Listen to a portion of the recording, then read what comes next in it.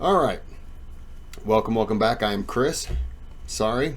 Before we get started, there's a thumbs up button. You can click on that. That helps tremendously. You can subscribe. If you want to donate to the channel, you can click on that on the thanks button. Donate. If you request a video, your name will be sponsoring the video. Sorry, I ran out at the end of part 2. I got a new bread maker, and I went down a little bit ago, and it's in the bake mode, and it had expanded and popped the lid up, so I had to punch it down, and then it shrunk down, and I closed the lid, and I went down to check on it again at the end. It's like 34 minutes left to bake, and it does not even look like it's remotely ready.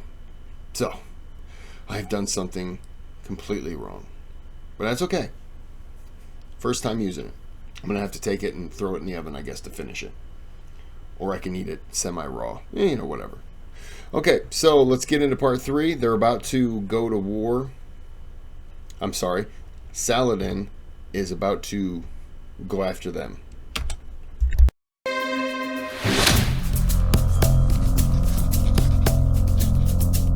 Cut off and surrounded, Sinan is now in real trouble. Even killing Saladin might not save the Ismailis. He needs to make the Sunni leader take his army away. Sinan has to come up with a completely different plan. Sinan has realised something. At this stage, what he can see is it's going to be more effective for him to engage just a little bit with this Sultan.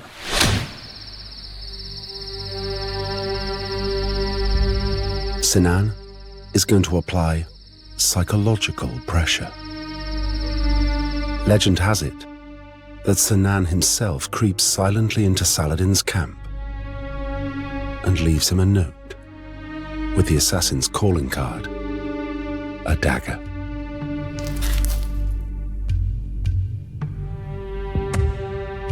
What you wanted to do, ideally, was intimidate them. The message is very clear, we can get you. We can get you whenever we want. The note reads, "Death holds no fear for the Fidayeen. I will defeat you from within your own ranks." The note is truly chilling because he's telling Saladin, you may threaten us with death, you may threaten us with extermination. You're threatening us with the very thing that we actually embrace. You're threatening us with something that holds absolutely no fear for us whatsoever.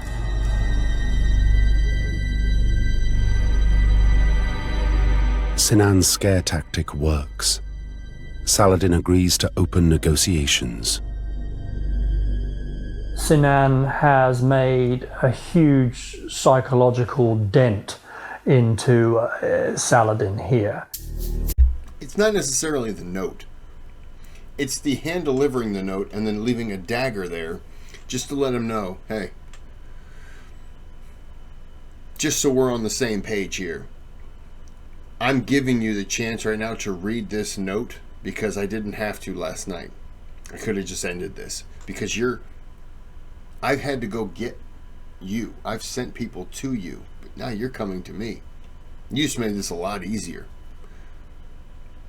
Yeah. Negotiate.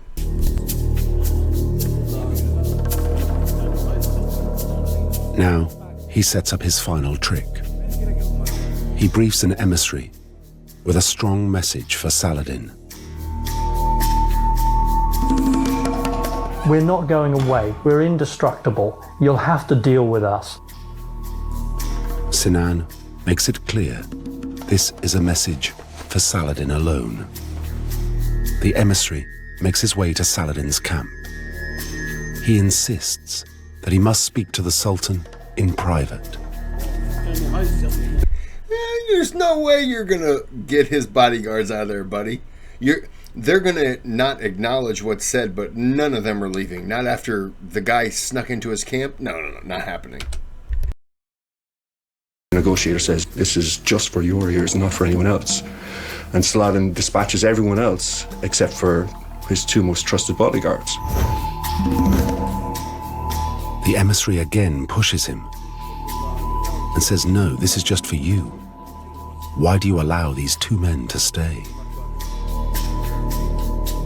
Saladin replies, I trust these men as my sons. Whatever you can tell me, you can tell them, they won't leave. The emissary then plays Sinan's trump card. He turns to the bodyguards and he says, if I order you now to strike this man down, will you do it?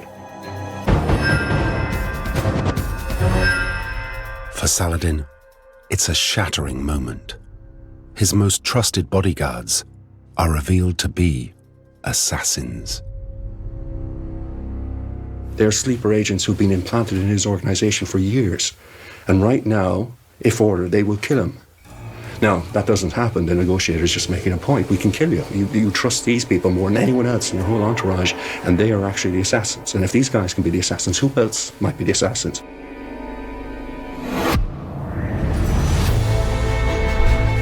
I kind of wondered when he said, these are like my sons, I trust them like my sons. I thought, oh no, one of them. Turned out both of them? Wow. Which does show you that's why that guy was able to get right in there. Because they were just like, yeah, come on. Just, they were, certainly they knew he was probably coming. And they knew the perfect window where they could get him in and get him out. That is soul crushing. Because now if you're Saladin, who do you trust? These guys want to kill you, and your two bodyguards were keeping you alive because they hadn't been ordered to kill you yet. How? What do you do? I mean, what do you do?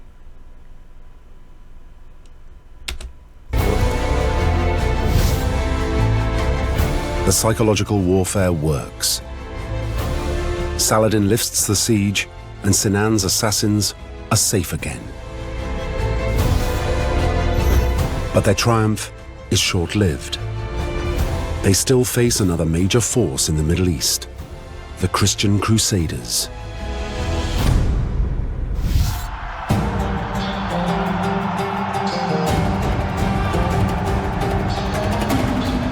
For the next 15 years, the Holy Land is a bloody battleground. Muslim and Crusader warriors struggle for control of Palestine and the sacred city of Jerusalem.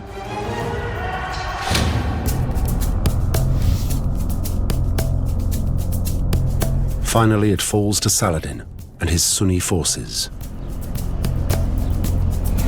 100 miles to the north, the Crusaders still hold the port of Tyre. It is here that a new threat to the assassins is emerging.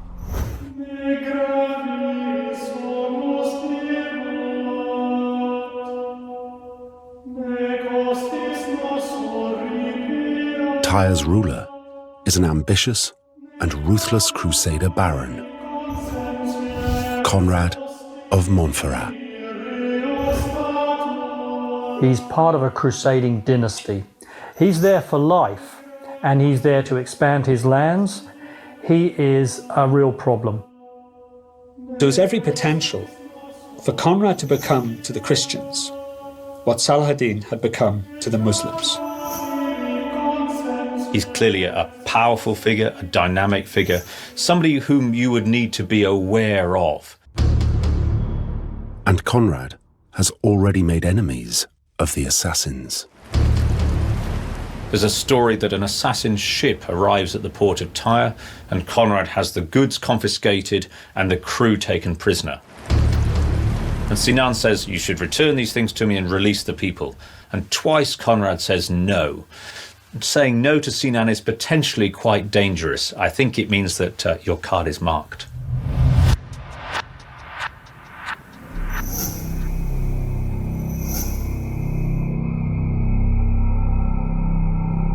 Sinan is so concerned about Conrad's growing strength, he decides to infiltrate his base in Tyre. His plan is to dispatch another sleeper cell. Intelligence agencies today, when they are selecting operators, look for people they call the grey man. Somebody who doesn't stand out from the crowd. If you've got someone who's 2 meters tall and built to match, he stands out, he's going to attract attention. It's highly likely that the people that the Ismailis selected for this kind of mission, they were people you wouldn't look twice at. In fact, it was very important that they were the kind of people you wouldn't look twice at. Sinan transforms his men into people Conrad will trust. They take on the identity of Christian monks, recent converts to the faith. After centuries of persecution, the assassins know how to live under cover in enemy territory, if necessary, even denying their Shiite faith according to the principle of taqiyya. Taqiyya allows the follower of the faith to deny their faith in order to guarantee their own survival or to obtain an advantage over the unbeliever.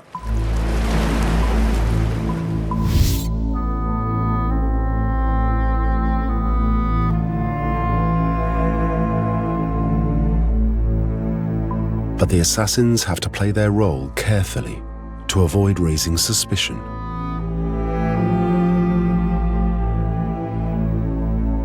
They would need to know the rituals of day-to-day life within that community. They would need seamlessly to fit in to the routines of the day.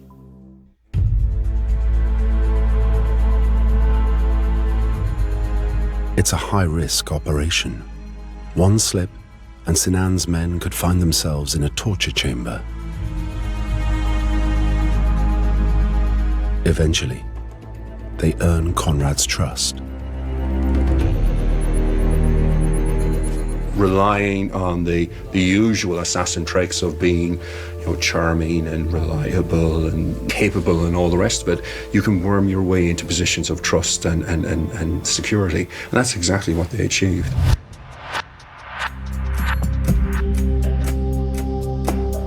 Over the next 6 months, they keep a watchful eye on Conrad.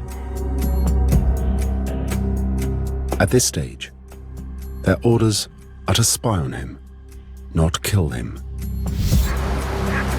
But then, their plans change. News reaches Tyre that Conrad has been elected the next Crusader king. It will make him the most powerful Christian leader in the region. It's disastrous news for the assassins. Sinan has to act fast. That week, he sends his own messenger to Tyre. It's time to activate his sleepers. Conrad must die.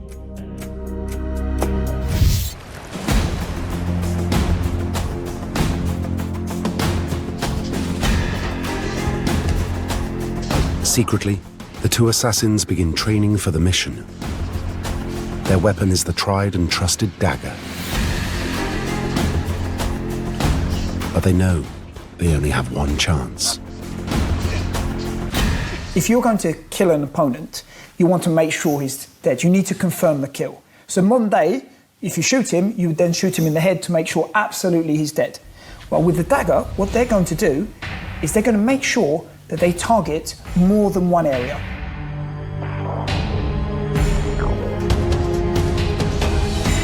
Only when they've perfected their moves do the assassins go for the kill.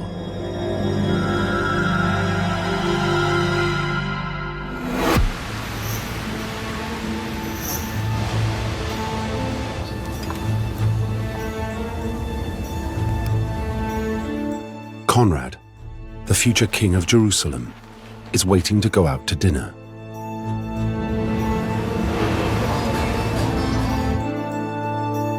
While it's pretty common for medieval chroniclers to always blame women, there has been a suggestion that his wife was taking too long in the bath, and so he left alone.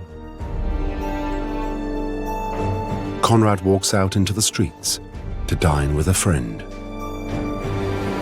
things are coming to a head. We know that Sinan has to get a result, that Conrad must die, because the coronation is coming up soon. So the sleeper cell decides to take its chance at this point.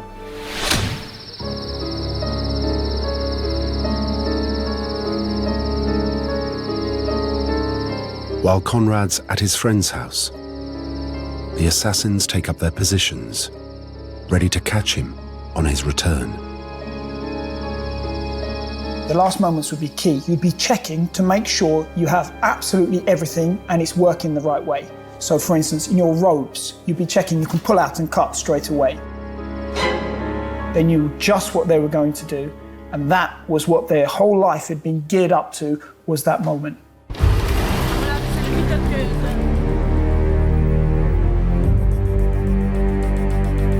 Later that evening, Conrad begins to make his way back from dinner.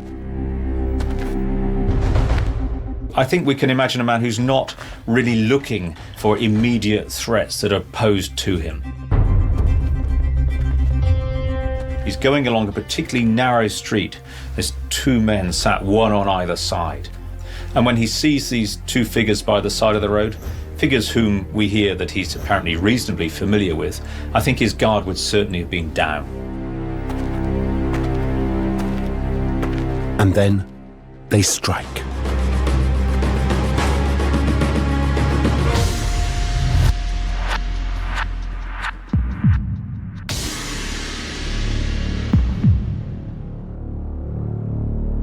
Conrad of Montferrat is dead.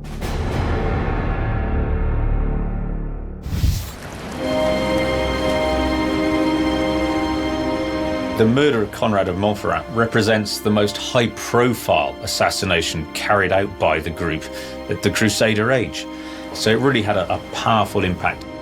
It's a story that would have got across Europe and across the Near East as well. It's not long before rumors begin to spread. It's said that one of the assassins was captured and claimed they were working for Conrad's rivals. Some point the finger at the Crusader warlord, Richard the Lionheart. Others say it was Saladin. This was a very convenient guy to kill, and there were a lot of people who benefited from it. But exactly who instigated it, who wanted it, who endorsed it, we don't know. What we do know is that the assassins would not have killed him if they felt it went against their interests. Sinan tells no one the true story. It only enhances the myth of the assassins. The assassination of Conrad of Montferrat will be his greatest triumph. Within a year, Sinan is dead.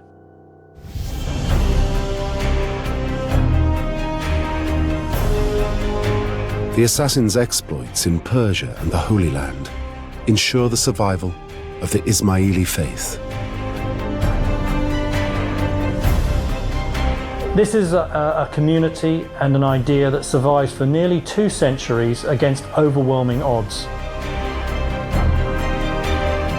After many setbacks, Ismailis continue to thrive around the world.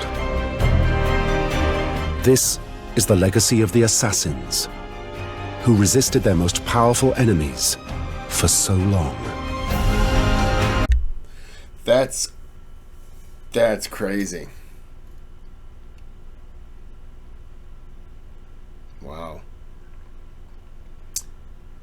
Well, I hope you enjoyed it, because I certainly did. Oh, to get right into your tent, that's one thing, but then to find out your bodyguards, jeez, these guys were good. I want to look up more about these guys, the Ismailis. Did I just butcher the name? Ismailis. Ismail. I'm going to look them up. Maybe I'll do another video on them. That was really good. I'm smelling bread. Okay, well, I'm going to end this video because it is 8:04 p.m. and it is almost bedtime for me. So, until next time, I hope you enjoyed it, because I certainly did. The third part was way better than the other two. No offense to the other two, but, builds up. So, until next time, have a good day, have a good night.